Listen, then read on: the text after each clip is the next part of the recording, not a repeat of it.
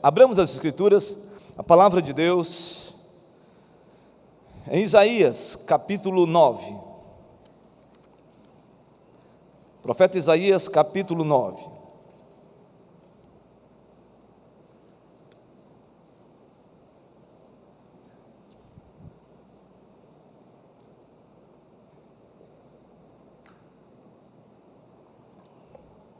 Isaías, capítulo 9, de 1 a 7. Quem abriu, diga amém. Leiamos a palavra. Mas para a terra que estava aflita, não continuará a obscuridade. Deus, nos primeiros tempos, tornou desprezível terra de Zebulon e a terra de Naftali. Mas nos últimos tornará glorioso o caminho do mar, além do Jordão, Galileia dos gentios. O povo que andava em trevas viu grande luz, e aos que viviam na região da sombra da morte, resplandeceu-lhes a luz. Tens multiplicado este povo, a alegria lhe aumentaste. Alegram-se eles diante de ti, como se alegram na ceifa, e como exultam quando repartem os despojos. Por quê? Porque tu quebraste o jugo que pesava sobre eles, a vara que lhes feria os ombros e o cetro do seu opressor, como no dia dos midianitas. Porque toda bota com que anda o guerreiro no tumulto da batalha, e toda veste revolvida em sangue, serão queimadas, servirão de pasto ao fogo. Por quê? Porque um menino nos nasceu, um filho se nos deu, o governo está sobre os seus ombros, e o seu nome será Maravilhoso Conselheiro, Deus forte, Pai da eternidade, Príncipe da paz, para que se aumente o seu governo, e venha paz sem fim sobre o trono de Davi, e sobre o seu reino, para o estabelecer e o firmar mediante o juízo e a justiça, desde agora e para sempre. O zelo do Senhor dos exércitos fará isso. Que Deus abençoe a sua palavra. Amém? Vamos orar.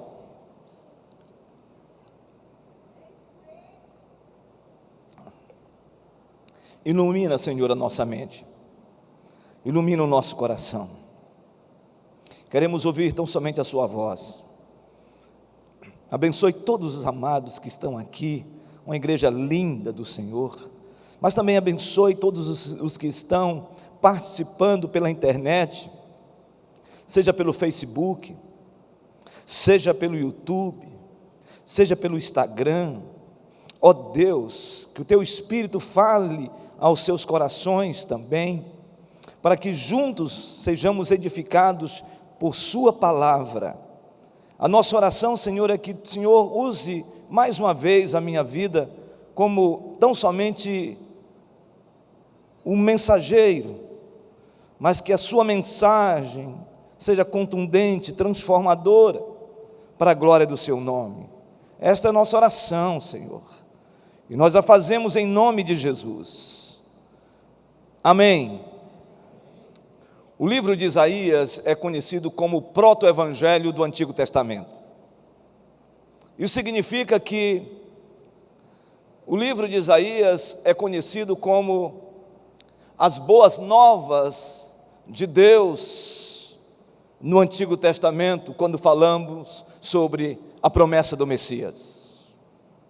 Se tem um livro que é eminentemente, em sua essência, messiânico, é o livro de Isaías. Isaías fala do ungido de Deus. Isaías fala sobre a promessa do ungido de Deus, a promessa do Messias. E se a gente observar o texto de Isaías capítulo 7, versículo 14, nós vamos entender claramente o que Isaías estava falando sobre o Messias. E por favor, vire a página da sua Bíblia, onde você leu no capítulo 9, agora veja no capítulo 7, no versículo 14, eu quero pedir a você que leia comigo este versículo. Você que está também participando do culto, leia comigo este versículo, por favor. Isaías capítulo 7, versículo 14, vamos ler juntos?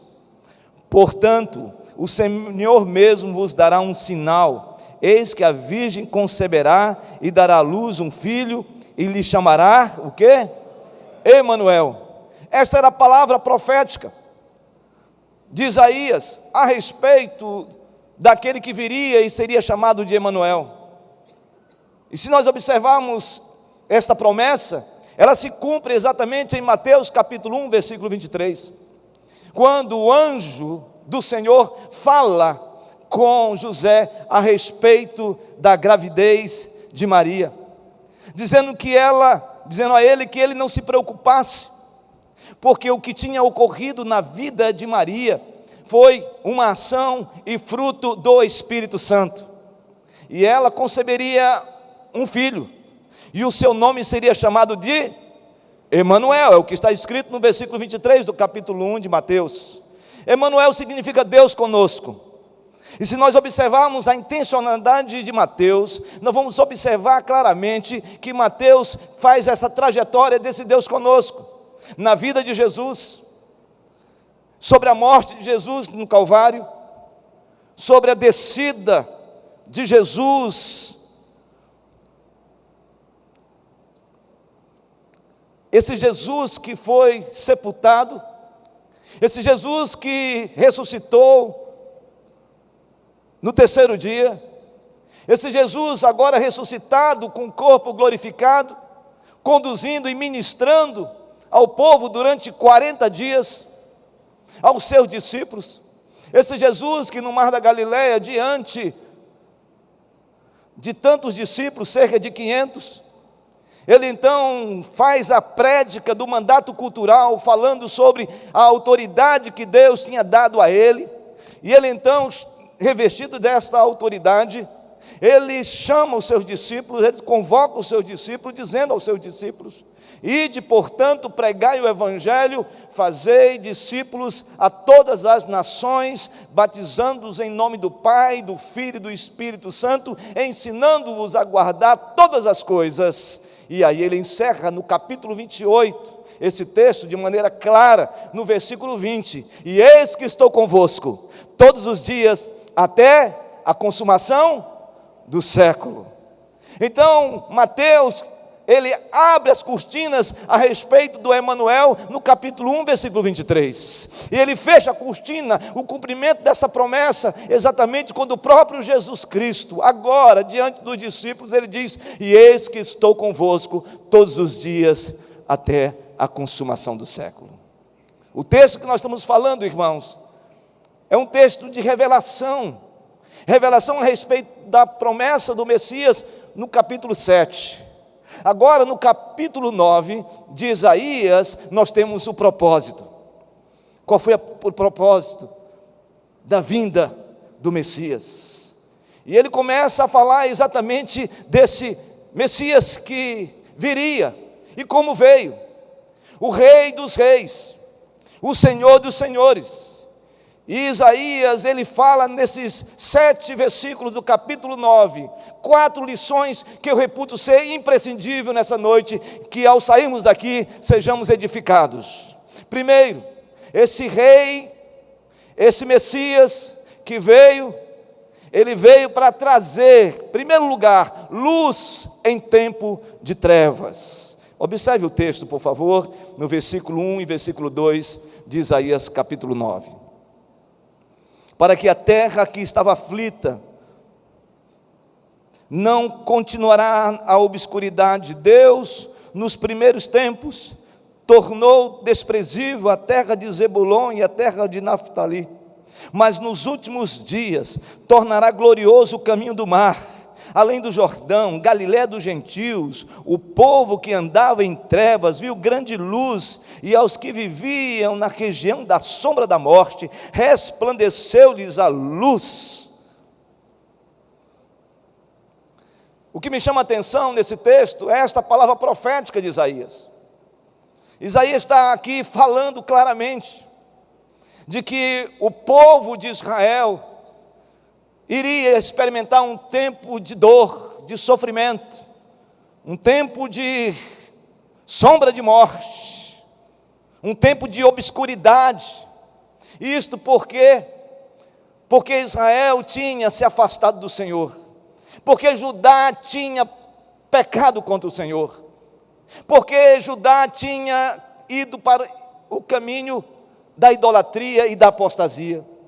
Então Deus, nos seus atos permissivos, Ele levanta um grande exército, um exército tenebroso, um exército belicoso, um exército forte, um exército que as pessoas se assustavam quando eles entravam nas regiões e destruíam aquelas regiões, aqueles povos e aquelas tribos. Esse exército é o exército assírio. Os historiadores dizem que esse exército era tão forte, esse exército era tão terrível, que onde ele passava nem grama nascia. E esse exército, ele entra estrategicamente pela região de Zebulon e Naftali. Ele entra em Israel exatamente de uma maneira estratégica por essa região, a região da Galileia. E ele entra, trazendo exatamente o que o texto diz: sombra de morte, cheiro de morte. Ele olha para Zebulon e Naftali e vê esses povos, essas tribos desprezíveis, insignificantes. E o texto diz claramente de que era este o sentimento, esta era a realidade de Zebulon e Naftali. Um povo sem esperança, um povo destruído, um povo sem expectativa, um povo espoliado, um povo aviltado, um povo completamente oprimido. Mas o texto diz que em meio às trevas, em meio à dor, em meio ao sofrimento, em meio à tribulação, em meio às dificuldades que essas duas tribos estavam passando, iria raiar um novo dia, iria raiar um sol, o sol da justiça, iria raiar um resplandecer sobre Zebulon e Naftali. Um dia, aquilo que era inóspito por causa da ação do inimigo, seria frutificado, seria novamente revitalizado, a esperança iria florescer no meio daquele povo. E a gente fica pensando, que palavra profética, como esta palavra se cumpre. E aí então você vai para Mateus capítulo 4, e eu quero que você abra a Bíblia em Mateus capítulo 4, por favor. Mateus capítulo 4.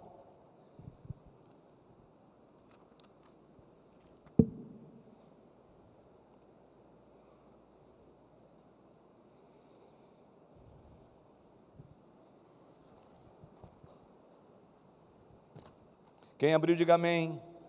Versículo 12, diz assim: ouvindo, porém, Jesus que João fora preso, retirou-se para a Galileia, e deixando Nazaré, foi morar em Cafarnaum, situada à beira-mar, nos confins de Zebulon e Naftali, para que se cumprisse o que fora dito por intermédio do profeta Isaías: terra de Zebulon, terra de Naftali, caminho do mar, além do Jordão, Galileia dos gentios. O povo que jazia em trevas viu grande luz, e aos que viviam na região e sombra da morte, resplandeceu-lhes a luz. Daí por diante passou Jesus a pregar e a dizer: arrependei-vos, porque está próximo o reino dos céus.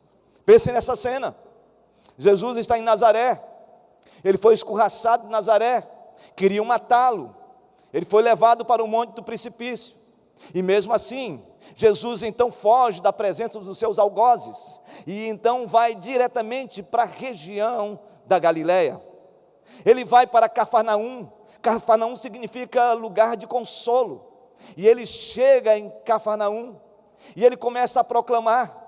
Cafarnaum, Galileia, refere-se também a Zebulon e Naftali, e ele começa a anunciar, ele começa a pregar, ele começa a anunciar arrependimento, transformação de vida, mudança de vida. Ele começa a trazer esperança àqueles que estão aflitos. Ele começa a resplandecer a sua luz em meio àqueles que estavam e andavam em trevas. Nesse sentido, meus irmãos, minhas irmãs, quando a gente olha para esse texto, a gente chega à conclusão que Jesus Cristo é esse Messias, que veio exatamente para cumprir esta promessa, o Verbo encarnado, que se fez carne e habitou entre nós cheio de graça e de verdade, e vimos a sua glória, a glória do unigênito do Pai. Esse Verbo encarnado, ele veio para anunciar, proclamar, anunciar libertação aos que estavam vivendo um tempo de cativeiro. Você já pensou nisso? Talvez, meu irmão, minha irmã, você olhe para a sua realidade e você diga assim: eu não sou o Zebulon e Naftali. De fato, você não é, do ponto de vista geográfico. Mas eu quero lhe dizer que talvez estejamos vivendo lampejos disso. Talvez existam pessoas que estão vivendo um tempo de trevas. Talvez existam pessoas aqui que estejam vivendo uma luta enorme dentro da sua casa. Talvez existam pessoas aqui que estão enfrentando uma batalha sendo travada, onde o inimigo veio de maneira para vilipendiar de tal forma que onde ele passa só deixa destruição. Talvez existam pessoas que estejam sofrendo. Talvez existam pessoas que estão exatamente com um sentimento de desesperança no coração. Mas eu quero dizer uma coisa: Jesus Cristo já veio, o Rei dos Reis, o Senhor dos Senhores, o ungido de Deus. Ele já veio, ele cumpriu esta promessa. E onde há sombra de morte, onde há caminho de morte, onde há sofrimento, onde há angústia, onde há lutas e problemas, eu quero dizer para você que já raiou sobre a sua vida a luz de Cristo. Ele veio para resplandecer, mostrar o caminho e fazer a diferença transformadora na minha vida e na sua vida, em nome de Jesus. Mas o texto continua. Esse texto, no versículo 3 e 4, nos chama a atenção do capítulo 9 de Isaías para uma segunda lição. Esse rei que veio, esse rei que chegou, esse rei também que estabeleceu o seu domínio, ele veio exatamente para trazer alegria em tempo de tristeza e dor. Alegria em tempo de tristeza e dor. Observe, por favor, Isaías capítulo 9. Observe o que diz o texto, por favor, no versículo 3 e 4. Diz assim a palavra do Senhor: tens multiplicado este povo, a alegria lhe aumentaste, alegram-se eles diante de ti, como se alegram na ceifa, e como exultam quando repartem os despojos. Porque tu quebraste o jugo que pesava sobre eles, a vara que lhes feria os ombros, e o cetro do opressor, como no dia dos midianitas. Esse texto é um texto paradoxal. Como entender, meus irmãos, minhas irmãs, que um povo chamado Zebulon, outra tribo chamada Naftali, poderia celebrar, poderia dizer que a alegria foi multiplicada na vida deles, quando eles viviam um tempo de opressão, quando eles tinham rasgado das suas vestes a sua identidade nacional? Como poderiam falar de alegria e receber uma palavra profética de que o Senhor iria multiplicar a alegria desse povo, quando esse povo estava em sofrimento e em tribulação, onde o inimigo tinha aí vindo com uma esteira completamente destrutiva para tirar a paz, a alegria do coração do povo de Deus? O que chama a atenção nesse texto é que o Senhor, quando traz alegria para as nossas vidas, não é uma alegria passageira. A nossa alegria, irmãos e irmãs, ela não é circunstancial. A nossa alegria não é porque as coisas vão bem ou não. A nossa alegria não está embasado se nós estamos com muito dinheiro, se nós estamos com uma alegria grande por algo que Deus nos deu, e então nós estamos felizes. A nossa alegria, ela não se baseia também em situações de dificuldades, e a gente olha e diz: como que eu posso ser alegre e estar alegre diante desse sofrimento, diante do padecimento da minha vida, diante daquilo que eu tenho buscado de Deus e não tenho recebido? Quantas pessoas não estão aqui há 1 ano, 2 anos, 10 anos, clamando e pedindo a Deus algo que venha prover na sua alma e no seu coração, na sua vida, na sua família, e as coisas não acontecem. E a pergunta é: o que faz você continuar? O que faz você ainda continuar sendo um cristão fiel, perseverando? Por que a gente não abandona o barco? Por que a gente não diz, para mim chega? Por que a gente continua, mesmo assim, diante de todo sofrimento, a gente continua nessa caminhada? Sabe por quê, irmãos? Porque a nossa alegria, ela não é circunstancial mesmo. A nossa alegria, ela é ultra circunstancial. A nossa alegria é uma alegria que não depende de situações. Apesar do meu sofrimento, apesar da perseguição, apesar de estar vivendo na sombra da morte, apesar das lutas que eu travo dentro da minha casa, apesar do meu filho e da minha filha estarem longe do Senhor, apesar do meu marido estar vivendo uma vida afastada do Senhor, apesar da minha esposa estar vivendo um tempo longe do Senhor, apesar de eu estar vivendo e padecendo uma situação financeira terrível, apesar de olhar para o horizonte e não ver e não contemplar nem absolutamente algo que gere em mim uma santa expectativa, apesar de tudo isso, eu vou permanecer no Senhor, porque a minha alegria não está embasada nessas questões, a minha alegria está num Deus que não desiste de mim, um Deus que não desiste de você, um Deus que no meio da tristeza e dor, Ele gera uma alegria indizível. Você não desiste porque Deus não desiste de você. Ele foi as últimas consequências por mim e por você. Ele aplacou a ira de Deus por mim e por você. Ele foi até, desceu à sepultura, enfrentou as lutas mais tétricas, terríveis, nos antros da terra, para a nossa redenção, por causa de mim e de você. Então, a nossa alegria é uma alegria que transcende tudo o que nós estamos passando. Zebulon e Naftali, era tempo de dor, de sofrimento, de tristeza na alma dessa gente, que estava vivendo um tempo sôfrego de alma. Mas Deus disse: eu vou multiplicar a alegria em você.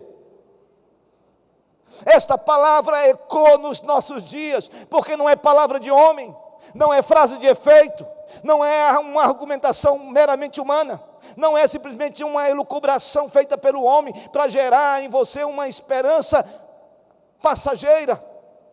Não. Quando a palavra de Deus diz que Ele vai multiplicar alegria na sua vida, é porque é palavra de Deus, e quando Deus fala, está falado. Então, esses dias, sejam dias que o Senhor possa, em meio a toda dor e tristeza, se porventura alguém esteja enfrentando e passando, que você se alegre, não porque tudo vai bem, mas porque você ama o Senhor, porque Deus está com você. Você pode ter tudo na vida, mas sem o Senhor, nós não temos nada. Mas podemos ter nada na vida, mas com o Senhor, nós temos tudo para a glória de Deus. Então, a segunda lição, ele traz a promessa do Messias. Ele teve o poder de trazer alegria em tempo de tristeza e dor. A terceira lição desse texto, que me chama a atenção desse rei que veio, desse Senhor dos senhores, desse Messias, é que ele traz paz em tempo de guerra. Ele traz paz em tempo de guerra. Observe, por favor, por gentileza, o versículo de número 5. Diz assim a palavra do Senhor: Porque toda bota com que anda o guerreiro no tumulto da batalha, e toda veste revolvida em sangue, serão queimados, servirão de pasto ao fogo. Fique imaginando essa cena. Exército assírio vem devastando tudo. A resistência está ali. O enfrentamento está ali. Os soldados, os guerreiros, estavam num fronte, numa batalha interminável. As suas botas estavam enlameadas, atoladas, numa lama, num tremendal de lama. As vestes estavam todas revolvidas com sangue. O texto diz aqui que é tempo de nós tirarmos as nossas botas, é tempo de nós tirarmos as vestes de sangue e revestirmos de uma veste de louvor e adoração. Em outras palavras, é tempo de paz. Quando o Messias veio, ele veio para trazer a paz. A minha paz vos dou, não a dou como o mundo a vou dar. Romanos capítulo 5, versículo 1 diz: justificados, pois mediante a fé temos paz com Deus, por meio do nosso Senhor e Salvador Jesus Cristo.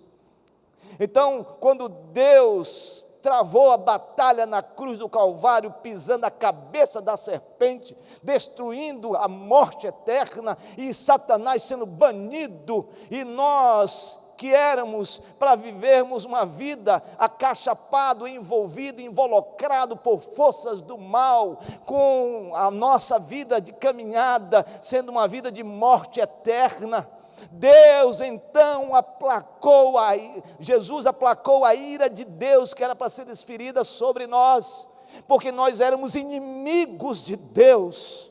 Então, quando Jesus aplaca a ira de Deus e vem a redenção sobre a nossa vida de maneira expiatória, obviamente acontece a vida eterna na nossa vida, e nós não somos mais inimigos de Deus, agora nós somos amigos de Deus.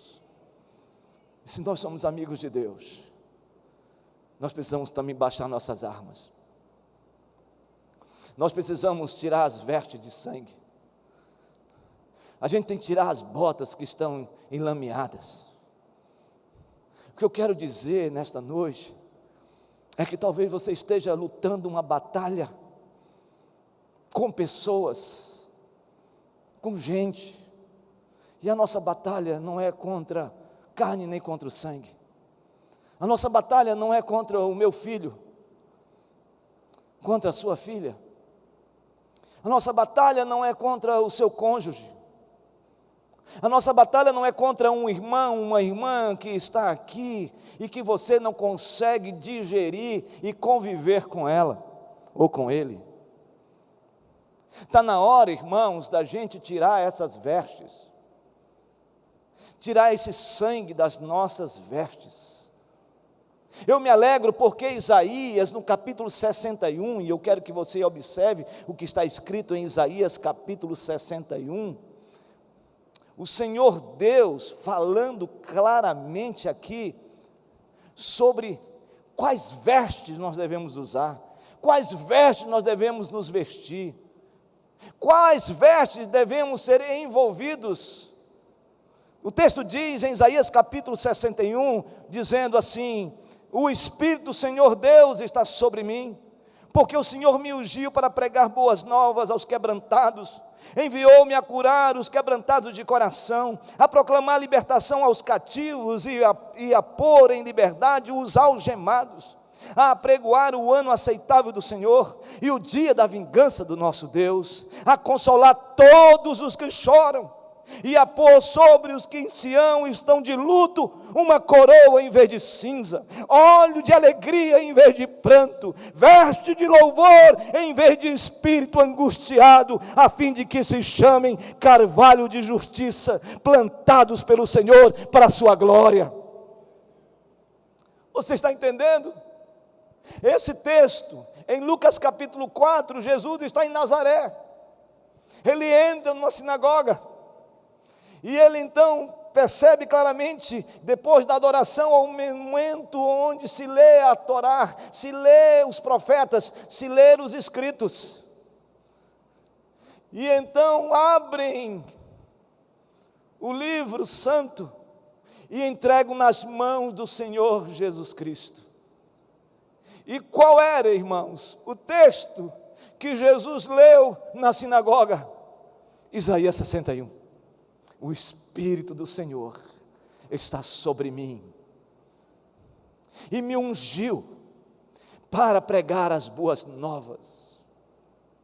O Espírito do Senhor Deus me deu a autoridade de apregoar o ano aceitável do Senhor, a apregoar a libertação aos cativos, o ano do Senhor Deus de libertação àqueles que estão algemados, a pôr sobre quem em Sião estão de luto uma coroa em vez de cinzas, óleo de alegria em vez de pranto, veste de louvor em vez de espírito angustiado, a fim de que se chame carvalho de justiça para a sua glória. E ele então fecha o livro,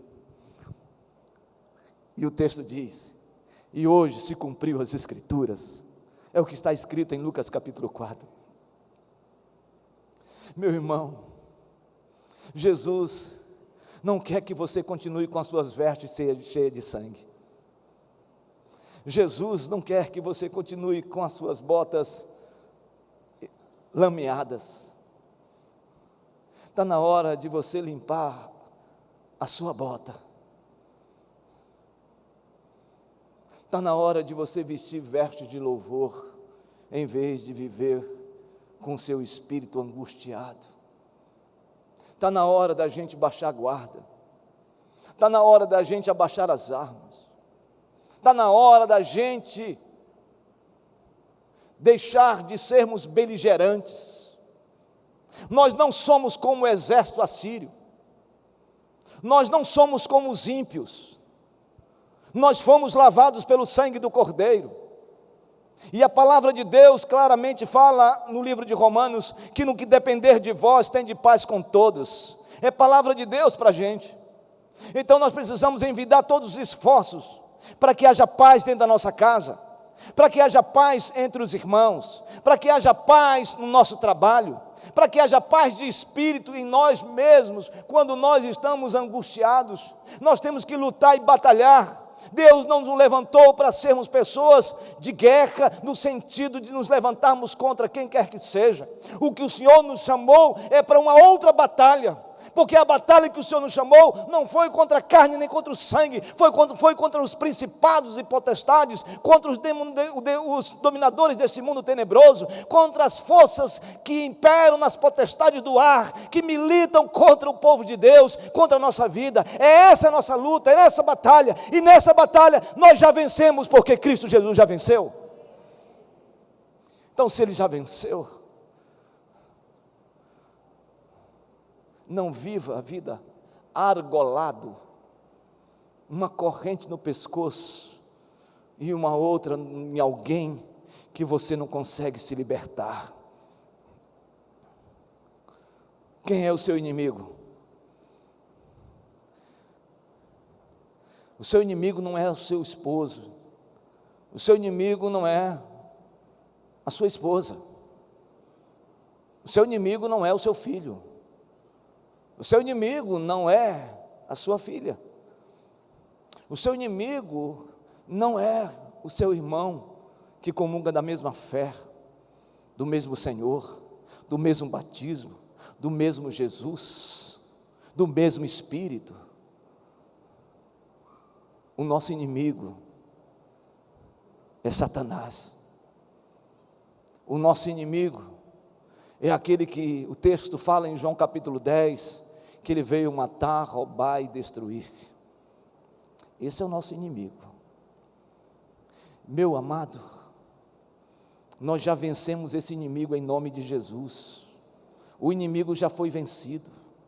E quero dizer mais para você, a própria morte já foi vencida. Paulo, escrevendo a sua carta aos 1 Coríntios, capítulo 15, ele diz: onde está, ó morte, a tua vitória? Onde está, ó morte, o teu aguilhão?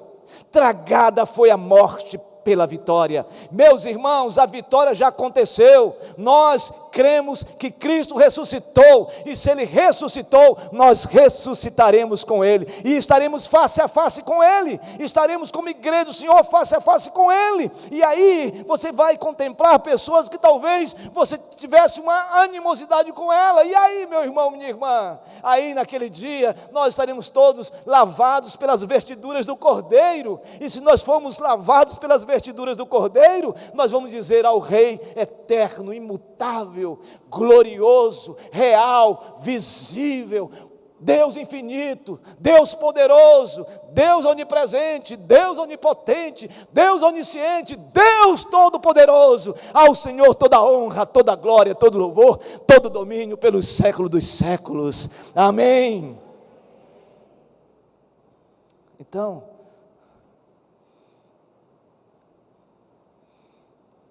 é tempo de paz e não de guerra. Você está entendendo? Vá para casa, reconcilie. Se você tem alguma coisa com o irmão, reconcilie com ele. Você tem alguma dificuldade, reconcilie com seu cônjuge. Você está com uma luta enorme no seu trabalho, amanhã vai e reconcilie. Sabe por quê? Porque você não pode caminhar uma vida com jugo eternamente. Libera isso, tira isso do teu pescoço. Mesmo que você tenha razão, chegue na pessoa e diga: eu não vou mais viver preso a você, meu amado, por isso eu quero te pedir perdão, eu quero te pedir, mas ele não quer me perdoar. Você pediu perdão e vá viver sua vida em paz. Quem aqui enfrenta uma luta dessa, não levante a mão, só estou perguntando para você pensar, porque eu tenho certeza absoluta de que nós travamos muitas lutas que são lutas desnecessárias. Deixa Deus agir, deixa Deus operar, deixa Deus fazer. Sabe, a gente quer que as coisas sejam como nós reivindicamos muitas vezes, mas a gente esquece o tempo de Deus, a gente esquece que quem faz a obra é Deus. Quando o profeta Zacarias diz no capítulo 4, versículo 6, não por força, nem por poder, mas pelo meu Espírito, assim diz o Senhor dos Exércitos, ele está dizendo para a gente, que você não pode fazer nada na força do seu braço, do seu jeito, da sua maneira. Nós precisamos fazer do jeito de Deus, e do jeito de Deus, quando a gente libera isso, quando as nossas vestes são tiradas, toda aquela tintura do sangue nas nossas vestes, quando a gente veste outras vestes, quando a gente coloca bota, e a bota está totalmente limpa, a gente vai andar altaneiramente em nome de Jesus. Finalmente eu termino esta mensagem na conclusão sobre o que diz o texto no versículo 6 e 7, porque quando o rei veio, ele também trouxe governo em meio ao caos. O texto aqui é maravilhoso, observe por favor, capítulo 9, versículo 6. Olha o que diz esse texto lindo do Senhor. O Senhor trouxe governo em tempo de caos. Diz assim: porque um menino nos nasceu, um filho se nos deu, o governo está sobre os seus ombros, e o seu nome será, o que, irmãos? Maravilhoso Conselheiro, Deus forte, Pai da eternidade, Príncipe da paz, para que se aumente o seu governo, e venha paz sem fim sobre o trono de Davi, e sobre o seu reino, para o estabelecer e o firmar, mediante o juízo e a justiça, desde agora e para sempre. O zelo do Senhor dos Exércitos fará isto. Você que pensa que tudo está à deriva, você que pensa que tudo está desgovernado, que tudo está um caos, você pensa que a história está completamente à deriva, e que Deus não está no controle, isto é um ledo engano. Deus continua sendo Deus, Deus continua sendo Deus da história, Ele continua ainda regendo a história, o início, o meio e fim.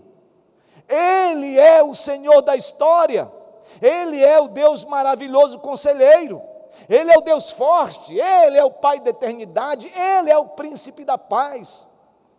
Sabe, eu não sei se você já viu historicamente, onde há esse contexto do livro de Isaías, falando do trono de Deus, mas um dos reis, no tempo do profeta Isaías, era o rei Uzias.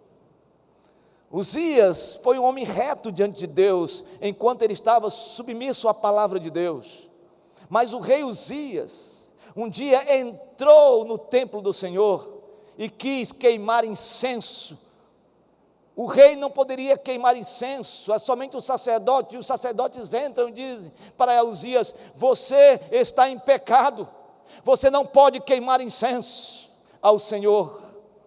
Deus não te deu esta capacitação e esta função, e por causa disso uma lepra vem na testa deste homem. Este homem se torna leproso, ele fica fora da estrutura da cidade, ele fica agora num lugar, numa casa ao lado. Uzias morre nesta condição, e a história bíblica diz que neste momento há um interregno, há um intervalo, há um interstício, um espaço de reinado. E então o povo fica como se estivesse à deriva, esperando o filho de Uzias assumir o trono. E nesse momento o profeta Isaías, no capítulo 6, ele tem uma visão profética extraordinária. Ele diz: no ano da morte do rei Uzias, eu vi o Senhor assentado num alto e sublime trono. A palavra Senhor não é a palavra Jeová nesse texto. A palavra Senhor é Adonai. E se você ler João capítulo 8, você vai perceber claramente Jesus falando desta realidade profética de Isaías capítulo 6, dizendo que Ele é o Senhor. E ali a expressão se refere à palavra Adonai. Obviamente que no grego é Kyrios, mas aqui no hebraico essa palavra significa e se refere a Jesus. Quem está no trono é Jesus. Quem reina é Jesus, quem rege a história é Jesus. Jesus reina sobre tudo e sobre todos. Então você não está à deriva, a sua casa não está à deriva, o seu lar não está à deriva, o seu filho não está à deriva, a sua filha não está à deriva, os seus negócios não estão à deriva, a sua vida profissional não está à deriva, os seus sonhos não estão à deriva. Sabe por quê? Porque o Senhor Deus governa a sua vida, dirige a sua casa, dirige a sua família, e no barco que Jesus está, Ele é o lastro. No barco que Jesus está, Ele faz a navegação pelo timão, porque Ele controla todas as coisas, Ele rege todas as coisas, e Ele rege a sua vida, meu irmão, minha irmã. Por isso você não está à deriva, o Brasil não está à deriva, o caos não está instalado, apesar de todas as situações mais adversas, apesar das lutas que nós travamos, apesar do liberalismo, apesar da corrupção, apesar da violência, apesar de tudo, o Senhor continua no controle de todas as coisas. O Senhor reina eternamente sobre o Brasil, em nome de Jesus.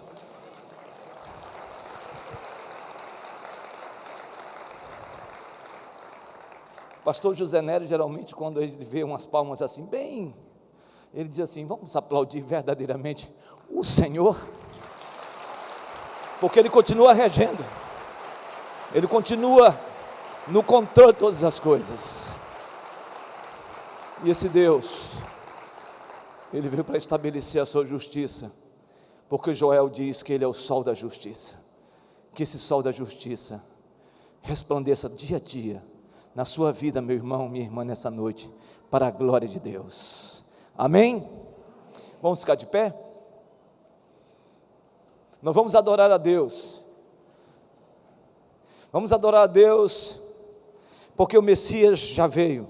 Eu não sei se vocês sabem até o cântico que nós vamos adorar, não é? Mas eu vejo o Rei da Glória.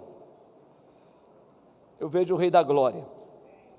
E nós vamos adorar esse cântico, porque esse cântico fala realmente disso, de nós termos uma visão do Rei da Glória. E quando nós estivermos adorando, diga isso para Deus: Senhor, Tu reges a minha casa, Tu reges a minha vida. Obrigado porque o Senhor veio trazer na minha vida luz num tempo de trevas. O Senhor veio trazer alegria num tempo de dor e tristeza. O Senhor veio trazer paz em tempo de guerra. E o Senhor veio trazer governo em tempo de caos. Que essa palavra possa ecoar na sua vida, meu irmão, minha irmã, porque o sentido do Natal só tem sentido de ser quando a gente tem essa dimensão, a dimensão do Rei da Glória. Vamos adorar o Senhor, e vamos adorar fortemente em nome de Jesus.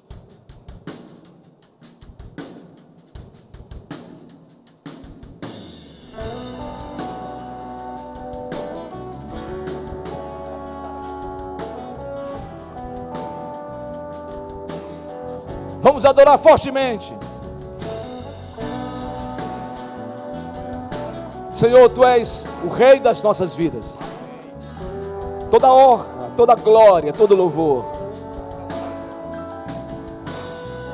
Eu vejo o Rei da Glória. O quê? Vindo com o seu poder, a Terra vai estremecer. Podemos cantar mais forte agora? Declare. Os pecados perdoar. Os pecados perdoar. A terra vai. Então canta. Levante as mãos e declare: Hosana. Hosana. Hosana. Hosana nas alturas. Oh Deus.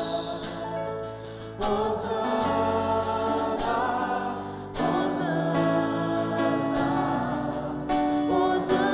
nas alturas.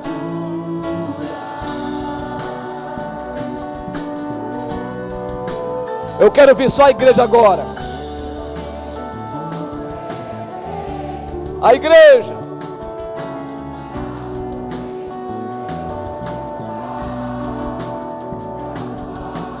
O que, irmão?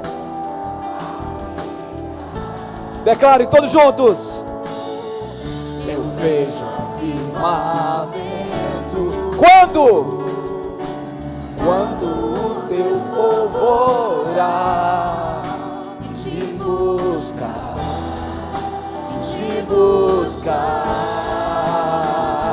Hosana, Hosana, Hosana nas alturas. Hosana, Hosana, Hosana nas alturas.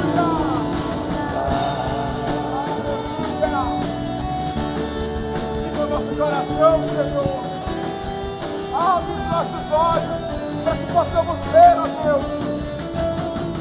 Aleluia. Vamos declarar isso, queridos. Vamos declarar isso com todas as nossas forças. Vamos adorar o Senhor. Declare. Diga. Limpa o meu coração, abre os meus olhos para que eu possa ver o amor que tens por mim. Declara Nós te amamos, Senhor. O quê? Quero ser igual a ti. Tudo que sou é pra teu louvor. Pois contigo eu vou viver. O que, irmãos? Pra sempre. Só as mulheres, Osana. Só as mulheres. Vamos declarar.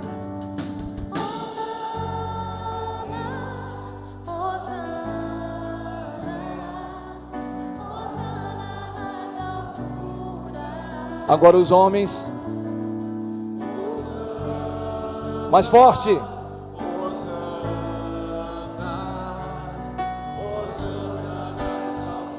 Todos juntos. Hosana, Senhor. Bendito é aquele que vem em nome do Senhor. Hosana nas alturas.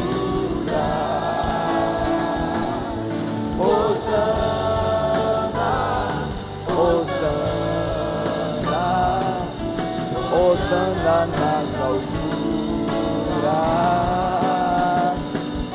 Hosana nas alturas. O quê? Hosana nas alturas. Aleluia. Aleluia. Aleluia.